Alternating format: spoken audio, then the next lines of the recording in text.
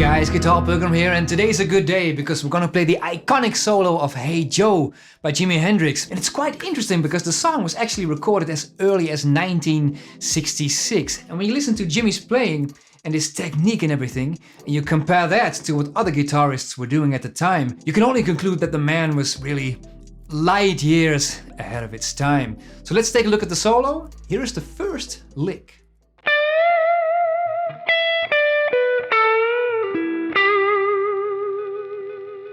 So he starts off with this first note on the B string, 15 to the 17th fret, a bend with vibrato. But the thing is, Jimi Hendrix puts all his heart and soul into this first note of the solo. You can really hear the intensity. So right from the start, from the very first note, he plays with such conviction and intensity that it just grabs the listener by the throat. If you want to be able to do that, you're not gonna get there with just technique. That was a good note, correct vibrato, good intonation, but it didn't sound like Jimi Hendrix. So how do you sound like Jimmy? Well, my suggestion is to play as if there's no tomorrow. Hear the difference? Same note, same technique, totally different feel. Now, if you practice this note, I remember in the beginning, I used to have this problem.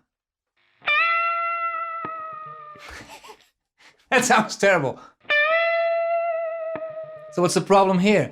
Well, your fingers need to go to the 15th fret, of course, and they need to stay there with the correct intonation while you do the vibrato, and it shouldn't drop. Now, if you have that problem at home, you want to just check a few things. First of all, make sure you're not only using your ring finger. You need all three fingers, index, middle, and ring finger, because you need all the strength you have. And also, check if your thumb is sticking up. If your thumb is sticking up, it's gonna be way too hard. You need a good, tight grip. And lastly, you want to make sure that you're only actually bending one string, the B string. Only one string should be actually underneath your fingertips. If it's more than one, way too hard.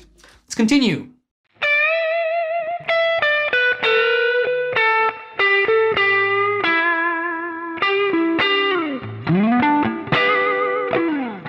That last one is so good. So again, he starts with a bend. And remember, the intensity, right? Makes all the difference. Two notes together. It's kind of a Chuck Berry type of thing.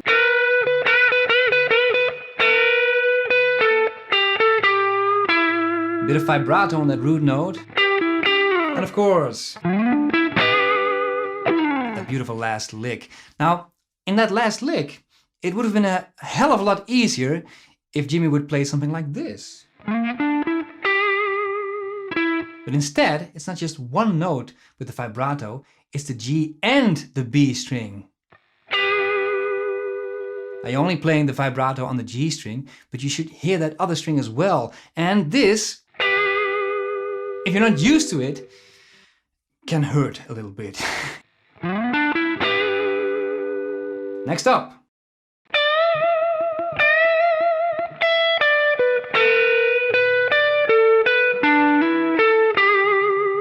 So this time we've got the bend twice. He just can't get enough of this. And basically he keeps playing that E minor pentatonic scale, which we've heard about 10,000 times before. But when Jimmy is playing it, it somehow sounds fresh and very interesting.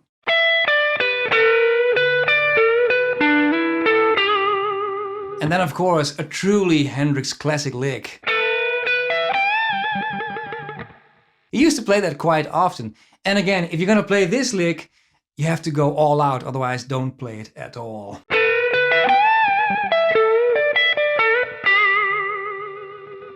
And then of course, the most famous lick, beautifully done, and not too difficult at all.